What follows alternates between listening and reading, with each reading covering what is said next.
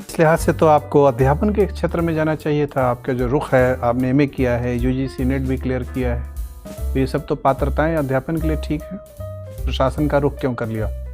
Sir UGC net की परीक्षा तो मतलब उसी पर्पज से पास की थी सर, मतलब तैयारी की थी, लेकिन सर वो भी एक विकल्प के तौर पर है, लेकिन सर मेन फोकस मेरा सिविल सर्विसेज के लिए।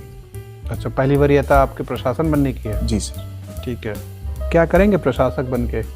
सर अगर बिहार पीसीएस में मेरा चयन होता है तो अगर मैं एसडीएम के लिए चुना जाता हूँ या किसी भी प्रशासनिक अधिकारी, तो सर जो भी उस अनुमंडल में अगर मैं चुना गया तो सर उस अनुमंडल में जो भी सरकार की योजनाएं चल रही हैं और जो भी सर कितने अनुमंडल हैं बिहार में? सर 101।